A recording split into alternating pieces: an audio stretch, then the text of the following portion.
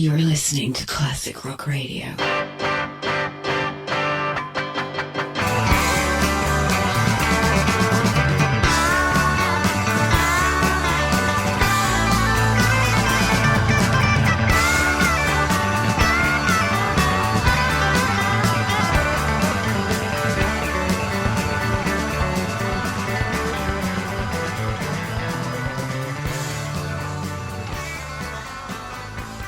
That's Yes from the Yes album. It's called Perpetual Change, possibly the band's musical philosophy over the years, I guess. It's from a brand new box set called the Steven Wilson Remixes. It contains 5 albums remixed by Steven Wilson, and it's on vinyl. And it's rather nice to have them back on vinyl in the 50th anniversary year. They have, of course, been released previously on CD and Blu-ray via Pangyric, and will be featuring tracks from those albums during this special feature. In 1970, the Yes album was the third album from the band, and it was the first album to really put them on the map. It was a big hit album, certainly in the UK, but it had a rather strange cover. It involved a mannequin's polystyrene head, and it involved the band sitting in, well, it was actually the photographer's kitchen, and Tony Kaye, founder member and keyboard player, had a plaster cast on his leg. How did he get that plaster cast on his leg? Well, Tony Kaye tells you how that happened. Yes, well, that was coming back in Devon, I think, down that way, Barnstable or somewhere around there, and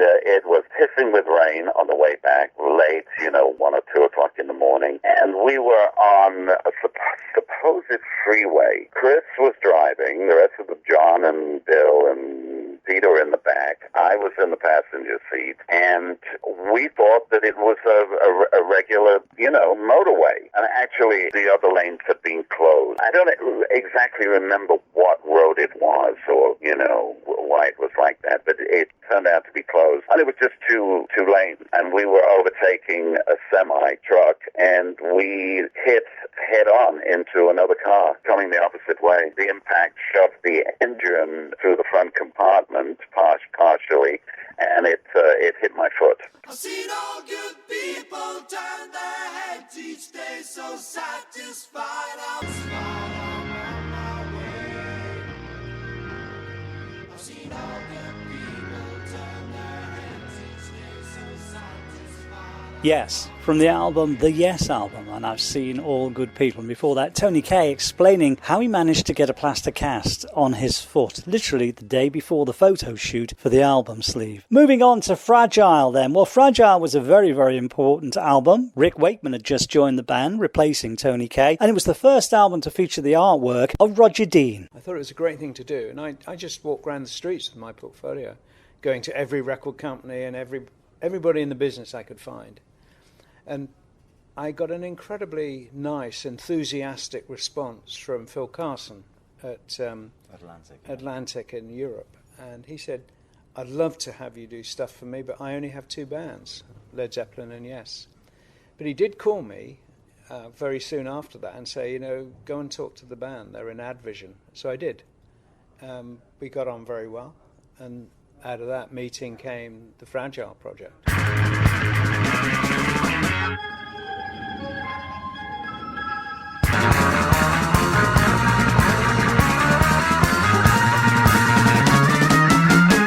Yes, and Heart of the Sunrise, a track that's still played in the Yes set to this day, and in fact has been featuring on the current Yes 50th anniversary tour. It's originally from the album Fragile, and before that you heard Roger Dean discussing how he actually came to meet the band and start working with them all the way back in late 1971. All the tracks we're featuring today on this Yes special come from the Steven Wilson Remixes box set, which has just been issued by Rhino, but you can actually find all these albums and all the various tracks that we're playing on CD, which is available from Pangyric. Also with the Pangyric releases, you get a Blu-ray disc, which features all the extras like the instrumental mixes of the album and the single edits and the early tryouts of songs, and we've got some of those coming up before the end of this feature. What we have now is a big hit single for Yes. Of course, Fragile was the album that broke the band in America, and they had a little bit of help with a single. The single was Roundabout, but it wasn't the full album version. It was edited, and it was definitely not to the liking of the band, as Steve Howe explains. Well, we resented it somewhat because we thought it was time to have another,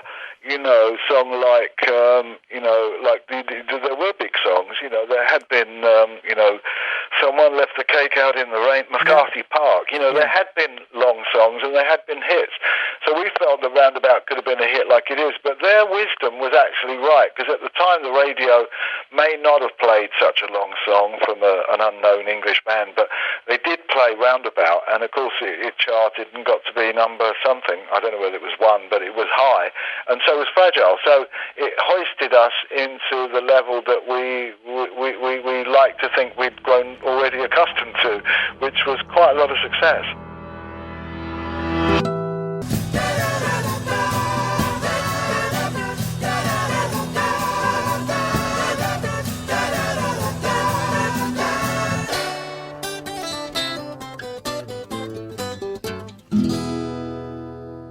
Yeah, I remember us all being shepherded down to some midtown studio by somebody or other from Atlantic and saying, "Oh, guys, yeah, come and listen to this great edit of Roundabout.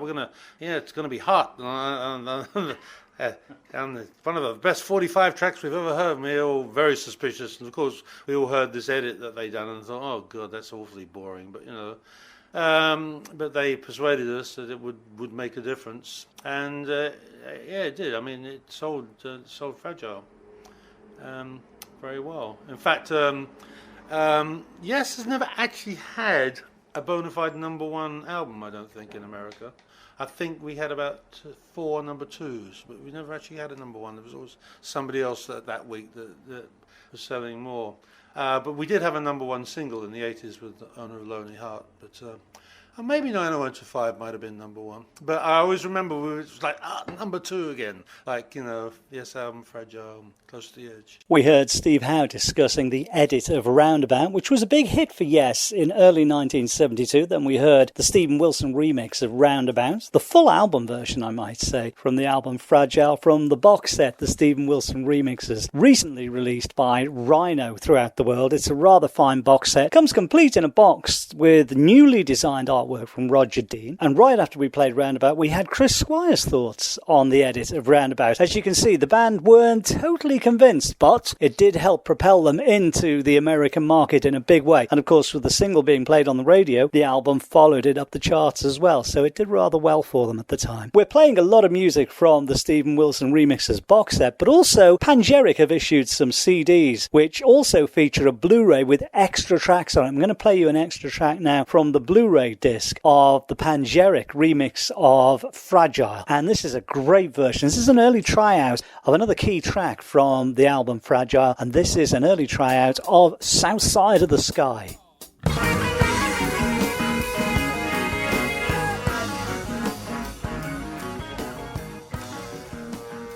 An early, previously unreleased version of South Side of the Sky, which you will find on the Pangeric release of Fragile, which also includes the Stephen Wilson remixes. This is a special Yes radio feature covering the brand new box set, the Stephen Wilson remixes, available now on Rhino on vinyl, but as I've said, also on Pangeric on CD and Blu-ray. 2 of the albums in the box feature brand new artwork. Fragile has radically different artwork, as does Close to the Edge, and here's Roger Dean talking about the original concept for the artwork of Close to the Edge. When I did Fragile, I was looking for a lettering that looked like it may have come on this ancient document.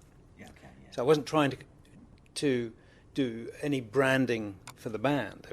I never thought that way anyway. But when I'd finished it, I did think it would be a very cool thing to have a way of saying yes that was forever unique. Yeah. And I played with that idea. So when I went to see them when they were doing Close to the Edge, because back in the day, albums would come out maybe twice a year, so it wasn't like waiting for 10 years before their next album. It was very quick, and I went in with an idea for Close to the Edge, which was the painting, and I had no notion that the painting wouldn't be the cover. But when I showed them the logo, they were very keen to have just that on the cover. And that was very flattering to me, because it could have been just that on the painting. Yeah. Because the painting had space to contain the logo. Yeah, absolutely. But they didn't want anything interfering with that logo. And it made an incredible yes statement. So it was very good. And then you open it up, and then, wow, there's that. And you and I reach over the sun for the river. And you and I glide clearer towards the movement. And you and I gold over valleys of endless seas. And You and I from the Yes album Close to the Edge from the brand new box set, the Stephen Wilson remixes. As we know, Close to the Edge was the final album to feature Bill Bruford on drums. He played on the recording, but Alan White went out and toured the album. Here's Alan White talking about how he first came to join Yes. They were playing Siberian True, which is on the Close to the Edge album. Yeah. And, I'd already been playing a bunch of stuff like that with my band in the countryside in England, which we'll get to later. And Eddie said, well, Alan can play drums if you want to rehearse a bit more. And they all said, well, okay. And so I just jumped in and started playing Siberian True with them. And I guess they liked what I was doing because I fit straight in and played the song.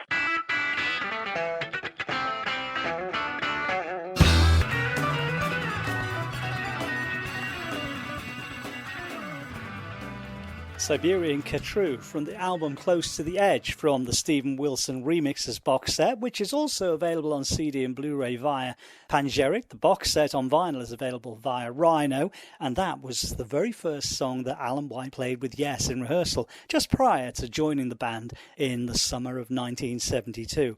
The first studio album that Alan played on, of course, was Tales from Topographic Oceans, which was released in late 1973. Here, John Anderson and Chris Squire discuss the album. I think we were definitely pushing what we probably didn't realise at the time is that we already had established in people's hearts some favourite piece of music of theirs, whereas our focus, and especially John's, I don't think he'd mind me saying, was more focused on, well, okay, now the next piece of art. Let's do it. Let's paint the next portrait in a way. We don't have to paint the portrait we painted last year again, or even, So we were acting more as organic artists, trying to always do something new, and thinking that people would want to just see our new product. But of course, music doesn't work like that. People get attached to pieces of music, and it was always a lot of controversy within the band as well as within the audiences, I think, about how wise it was to do Four Sides of Topographic Oceans as the whole as the whole tour opening with Close to the Edge. Yeah. As the warm-up. It was like, 5 25-minute long pieces of music, and I did quite often catch glimpses of people nodding off in the audience around side 3, of Topographic Oceans.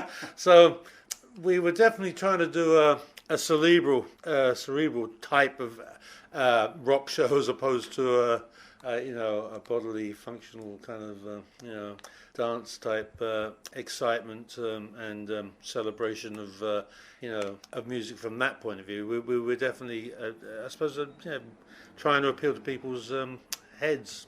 Basically, when you write music like Revealing, and Topographic, and Relayer, Gates of Delirium, I sat down at the piano and played the whole song to them. They thought I was crazy. I thought I was crazy. But Revealing, we're performing on stage now, and it can be a beautiful piece of music. We did it tonight at the Empire. It was a little heavy for me. We were trying to really play too hard, and I think that was because of the sound of the room, where most every night we play it with a little bit more light and shade. But that's me, I'm just being a little critical about the show. I'm like that. It's terrible. It's my major problem, I suppose. I can't just sit back and say, "Oh, we're fucking great," Dawn of light lying between us, silence and some sources, chased amid fusions of wonder. Light of souls to follow and show all we people and know. 'Cause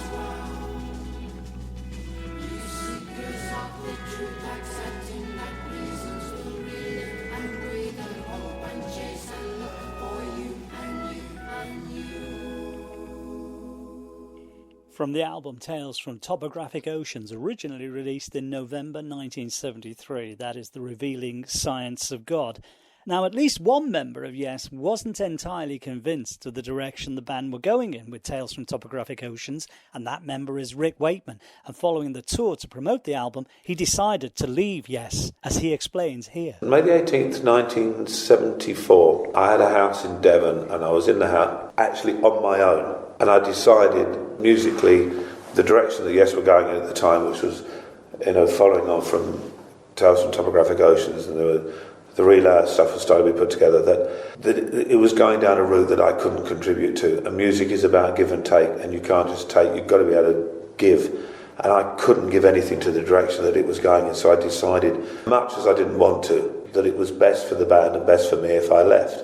I mean, financially it was a stupid decision because, Yes, we're booked to do like QPR, football ground, all sorts of things. And in fact, Brian Lane, who was the manager, said to me, "You're nuts. Swallow your ethical pride and do it. You'll make a lot of money." But I couldn't do it. And so I actually physically left on my birthday, which was May the 18th. And after I put the phone down from the Yes office, I was feeling very sad because even though I knew I'd done the right thing musically, ethically, I was sad because Yes meant such an awful lot to me. And then I got a call from Terry O'Neill at A&M Records saying, "Hey, great news, Journey to the Centre of the Earth, number one in the chart, the first A&M number one." I went, "Oh, great." And he went, "You don't seem very happy." And I said, "Well, I've just handed him a notice with Yes, and it's just a bit of a strange day, and it's my birthday." Yeah, it was a weird one.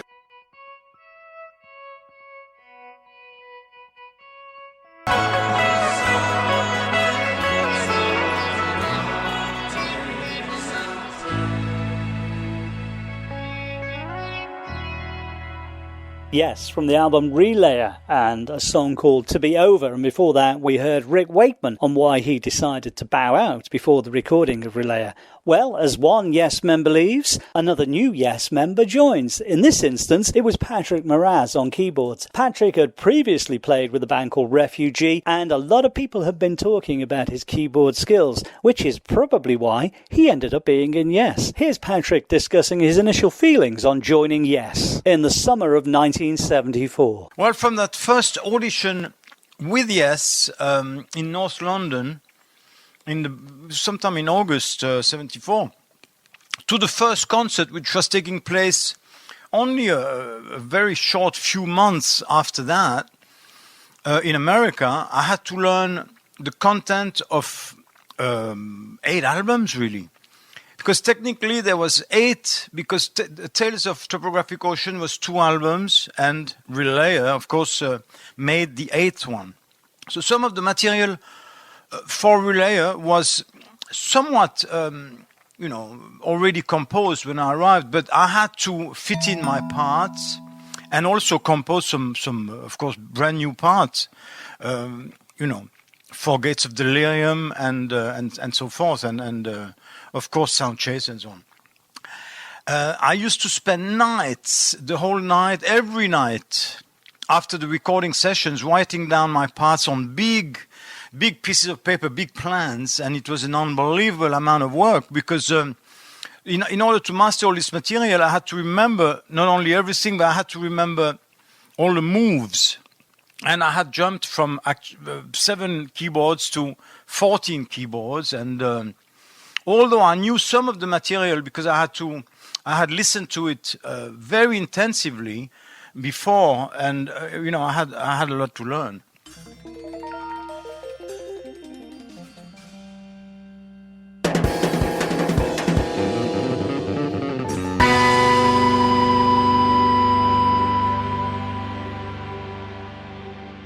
Yes, from the album Relayer, from the Stephen Wilson Remixers box set, out now on Rhino, that was Sound Chaser. And you can find the individual albums available on CD and Blu-ray as well, from Pangeric. Before that, we had Patrick Moraz discussing his feelings on joining Yes. What we have now is an edit of a single, which was released in America to American radio stations, and it comes from the Relayer album, and this is an edit to be found on the Pangeric release with all the bonus tracks, and this is one called Soon.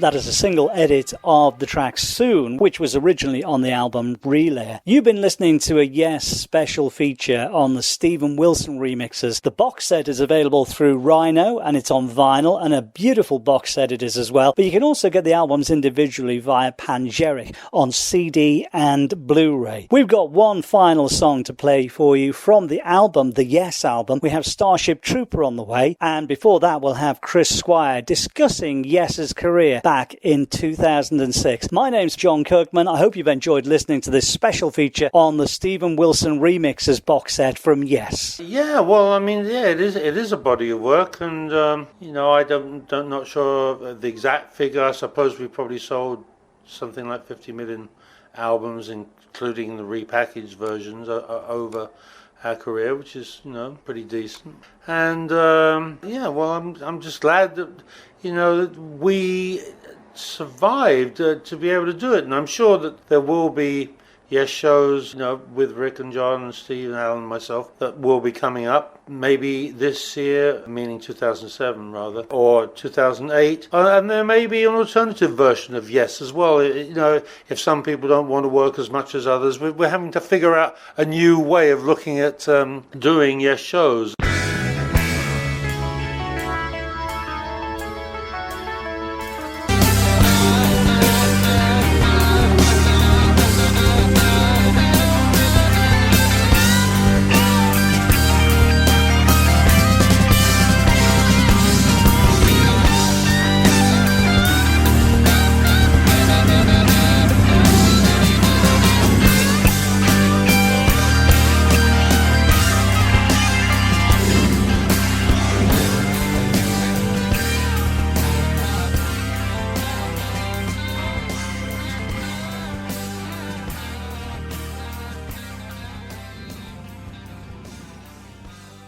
You're listening to Classic Rock Radio.